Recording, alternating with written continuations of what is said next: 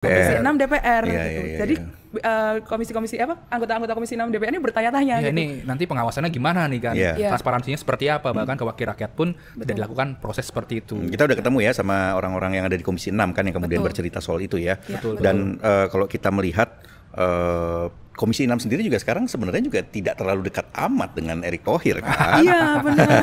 Jadi kemarin narasumber kita di Komisi 6 cerita ya, bahkan biasanya di satu masa persidangan itu bisa memanggil Erick Thohir 2 kali, Pra. Nah, 2 kali sampai 3 kali. 2 sampai 3 kali ya. Ah. Sekarang hanya sekali saja. Hanya sekali. Dan bahkan kalau misalkan mau mengundang yang lainnya itu ditanya ini mau ngapain sih sebetulnya. Lalu tingkat kapoksi, ketua kelompok fraksi di Komisi 6 juga sebelum rapat itu dikonsolidasikan dulu. Oleh siapa? Ada salah satu pimpinan di Komisi 6 juga. Iya. Nah, ditanya jangan terlalu keras ya karena nanti timbul kegaduhan dan lain-lain. Dan ada mitigasi untuk tidak mengundang langsung Menteri BUMN dalam rapat-rapat kerja DPR. Jadi misalnya rapat kerja DPR ini ingin membahas soal BUMN. Yang diundang adalah langsung ke BUMN-BUMN-nya. Bahkan disibukkan dengan BUMN-BUMN yang sebelum-sebelumnya sudah diundang. Contohnya Istaka Karya itu sudah beberapa kali diundang gitu. Dan memang ada pesanan dari salah satu pimpinan ya di Komisi 6 supaya tidak sering-sering menghadirkan Erick Thohir. Itu ada kaitannya juga dengan pimpinan DPR nggak sih kira-kira? Ya tentu saja. Ini Jadi lebih linknya kaitan kelihatan politik ya. Makanya kalau bisa diperhatikan ya, ini Komisi 6 beberapa kali mengundang BUMN yang punya beban pembayaran Utang lah ya. utang yang besar gitu kepada para kontraktor. Ya, langsung ya diundangnya ya. Langsung. Tidak lagi melewat Erick Thohir. Iya, iya. Sebetulnya upaya untuk mengerdilkan posisi Erick itu kan juga sudah pernah kita tulis dalam revisi Undang-Undang BUMN. Saat itu dalam pembahasan revisi Undang-Undang BUMN kan banyak sekali peran Kementerian BUMN atau Menteri BUMN yang kemudian diprotoli kan. Bahkan sempat ada wacana untuk membubarkan Kementerian BUMN. Tapi saat itu Menteri BUMN Erick Thohir diselamatkan oleh Jokowi. Nah, itu nanti detailnya ya. bagian Nanti Jokowi diceritain nanti ya. Di Majalah Tempo. Tapi gini, kan kita tadi sudah menyinggung soal Doni Oskaria. Ya. Nah, kita mungkin perlu menjelaskan juga nih ke pemirsa ya, Doni Oskaria ini siapa? Oke, posisinya dia sebagai COO dan antara dan juga Wamen BUMN. Ya. Dan Doni ini sebenarnya juga dulu sangat dekat dengan Erick Thohir kan? Ya, betul. wakil Dia yang- menterinya Erick Thohir juga. Betul. Nah, Erick Thohir lah yang membawa Doni ke BUMN. Ya, karena perwakilan dari CT Group.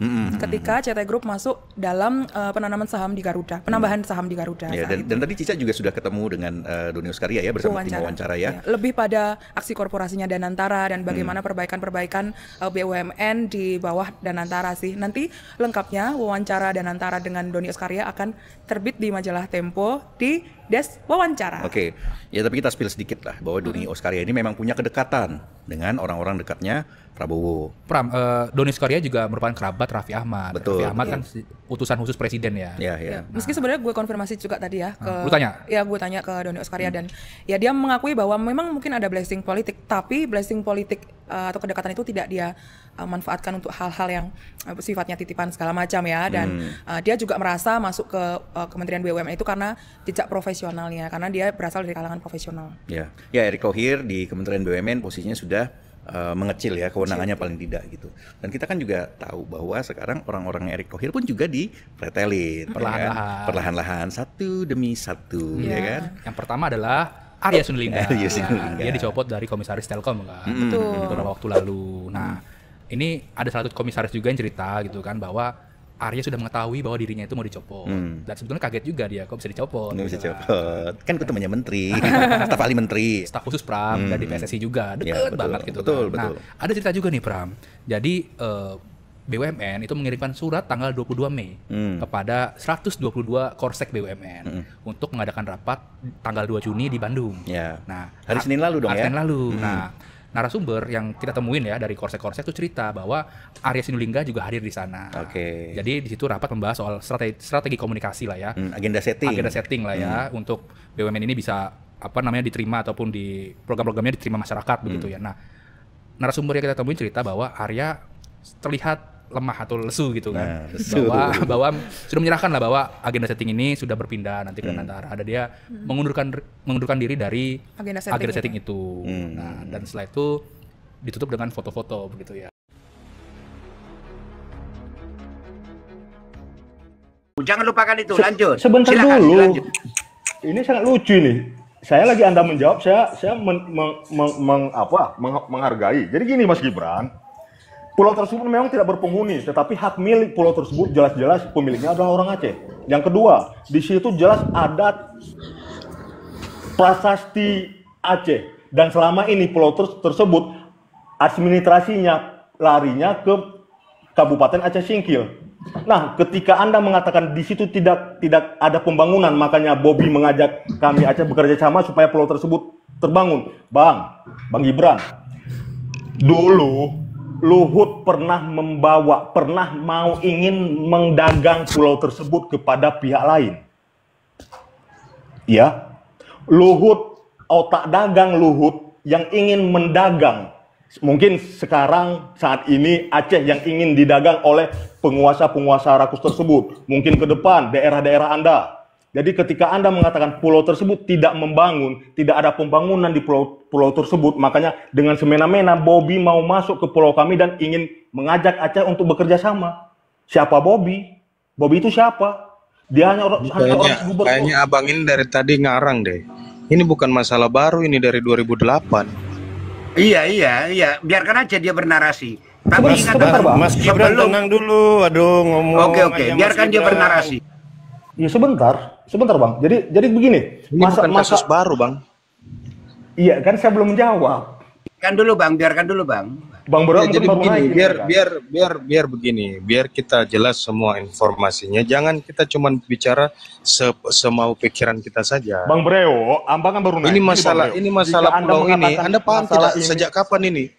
Bang, sejak kapan dimulai ini ada Bang, mulai pengukuran wilayah? Bang, semenjak 1956 4 pulau tersebut milik Aceh. Iya, itu klaim kalian. Sebentar dulu. Sekarang apa dasarnya? Undang-undang nomor 24 batas wilayahnya sudah dicek belum? Undang-undang nomor 24 tahun 1956. Itu dasarnya. Itu undang-undang loh. Kan dilakukan pemuktakhiran data oleh dinas. Ini Bang, bukan melibatkan satu. Saya tidak mau diskusi ya. Saya tidak mau berdebat di sini ya. Tetapi saya mau diskusi. Kalau mau berdebat saya rasa kita bukan mau berdebat. Sekarang saya tanya dulu ke Anda. Saya nyala dulu ke Anda. Anda sudah pernah melakukan pengecekan batas wilayah belum? Jadi Mas, dasarnya. Sebentar dulu, saya jawab. Dasarnya Undang-Undang nomor 24 tahun 1956 itu jelas. Batas tapas wilayah Aceh itu jelas, itu masuk ke Aceh. Itu yang pertama. Iya, itu yang saya maksud. Setelah dilakukan pemuktakhiran, ya kan, dilakukan pemuktakhiran, ternyata itu pulau persis di depan Tapanuli Utara. Bang, jika Anda mengatakan dekat ke Tapanuli Utara dan itu bisa semena-mena lari ke bukan semena-mena, ini hasil dari kementerian, bukan dari hasil Tapanuli Utara. Bukan Tapanuli Utara, kalau nggak salah Tapanuli Tengah, Bang. Tapanuli Tengah, bukan Utara. Salah itu. Oke, tuh, saya jawab lagi. Jadi pemuktakhirannya memang lebih dekat. Bang Bro, jadi dengan alasan lebih dekat ke Sumatera Utara bisa semena-mena mengklaim itu bahwasanya milik Sumatera. Semua wilayah teritorial itu. Anda dari tadi sudah banyak ngomong gitu. Kasih kami juga ngomong, bukan cuma Anda yang ngomong di sini. Malu kita bilang semua wilayah itu kan gasnya dari wilayah orang lain juga ngomong, brother. Gitu. Oke, silakan. Anda tidak bisa senaknya mau semaunya Anda. Kita bicara wilayah teritorial juga. Kalau dibilang dari garis pantai, dari garis darat, saya baca-baca ternyata memang lebih dekat Tapanuli. Nah, makanya saya bilang tadi, ini kan saya tampilkan ini, Bobby siap kok. Ini bukan orang yang mau ngerampas gitu, enggak. Ini cuman karena pemutakhiran data, garis-garis pantai, garis darat, ternyata 4 pulau itu dari beberapa kementerian termasuk TNI Angkatan Laut sudah melakukan pengecekan dan memang lebih dekat ke Tapanuli. Itu loh. Bukan bilang mau main rampas-rampas pulau orang lah, mau rampas. Enggak. Ini kita bicara data. Mas, saya jawab Mas. Bentar Bang, orang lain ada punya kesempatan punya ngomong juga Bang. Ada orang lain. Iya, sedikit lagi Mas. Sebentar. Biar ada teman-teman yang lain punya kemauan untuk bicara juga, Bos. Saya juga tadi pertanyaan Bang Bro kepada saya, Bang. Nah, nanti aja ditampung aja nanti biar teman-teman lain juga ikut. Oke, bentar. Tadi sih sudah di sini bukan diskusi. Ya. Diam dulu semua ya. Mungkin gantian Bang RRI gantian. Tadi Bang Breo sudah. Bentar. Ya, enggak. Saya sebentar saja, Bang. Tolong perbesarkan layar saya ini. Iya. Silakan Bang Randi. Ada mau ditambahkan Bang Randi, silakan. Gini, terlepas dari masalah data-data itu pun, ya, yang mesti diperhatikan juga itu potensi konflik, ya. Kalau kayak gini nih memancing potensi konfliknya tinggi. Mestinya tetap aja walaupun udah ada pemutahiran terus ada undang-undang baru yang ngebawahin ini, tapi kan tetap mengacu sama undang-undang yang tahun 56 itu. Nggak boleh diganggu. Mancing konflik yang besar. Saya masih belum mengerti sampai sekarang ini yang saya belum masih mengerti sampai sekarang. Alasannya apa mau konflik? Pulau kosong, bukan tanah orang, bukan ada kepemilikan itu pribadi. Itu kosong loh. Itu minyaknya gede loh. Aduh. Coba jangan bahas Pulau minyak. Limba. Jangan nggak usah bahas minyak. Dari mana kamu tahu ada minyak di sana? Dicek dulu. Datamu. Jangan asal bicara. Katanya tadi kamu itu kasih waktu orang berbicara. Itu MBS itu. Randy, kamu jangan asal bicara hoax di sini. Datamu di mana? Satu bang. Host katanya tadi kasih kesempatan buat orang untuk berbicara. Ini kenapa dipotong-potong, host? Sebenarnya kalau Bang RRI, Abang RRI sudah bicara lebih dari 15 menit, 20 menit. Yang lain Mas Gibran, tolong diam dulu biar Randy selesaikan. Randy punya pendapat. Biar yang lain dulu ngomong dulu. Kalau misalnya memang tadi Pak Gibran bilang, ya, emang pembangunan Aceh gampang aja kalau mau bikin pembangunan Aceh. Sesuaikan saja sama perjanjian Helsinki kemarin 70-30.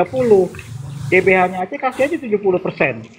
Jangan 30% datang kasih ke Aceh, 70 tarik ke Jakarta. Kasih haknya dong. Mereka kan otsus. Bisa Aceh ngebangun, bisa lebih gede dia dari Jawa.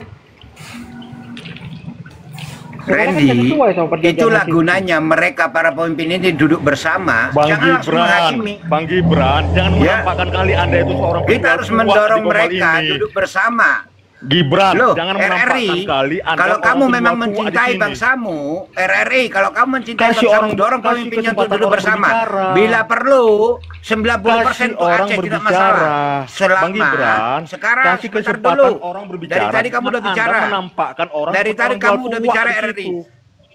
Akan jadi debat kusir. Aduh, kita udahlah, nggak usah bawa ras di sini, nggak usah bawa ini.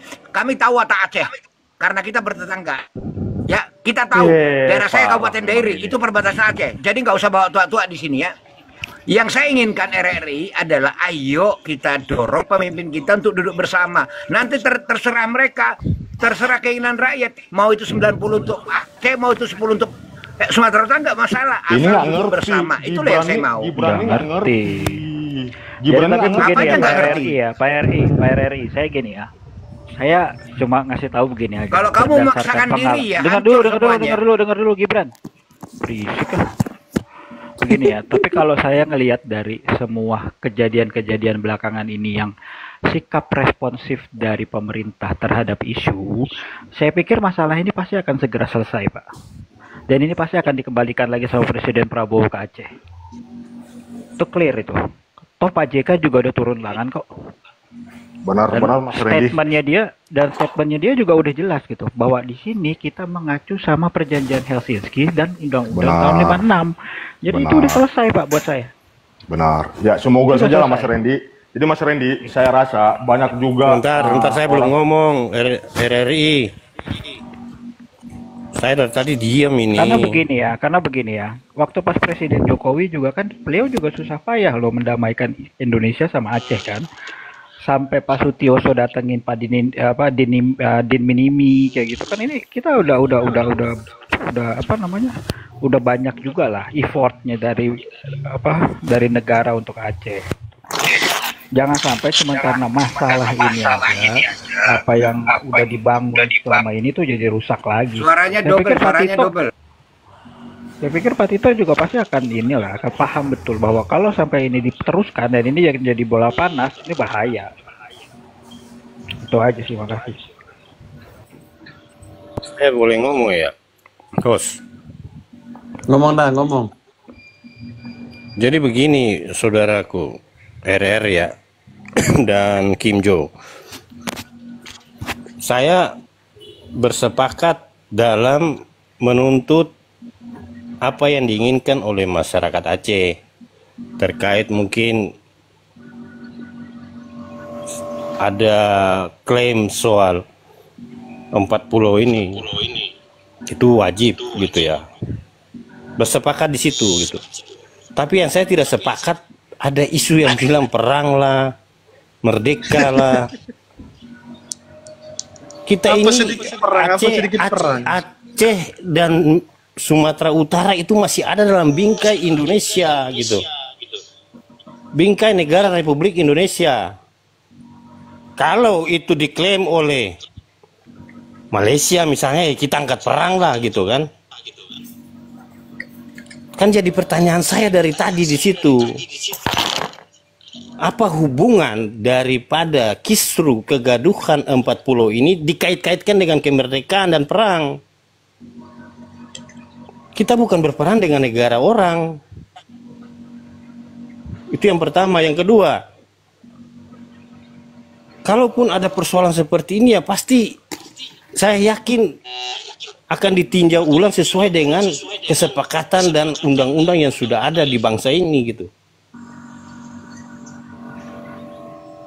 Tidak ada sesuatu yang tertutup. Pemerintahan saat ini sangat terbuka terhadap apapun yang terjadi.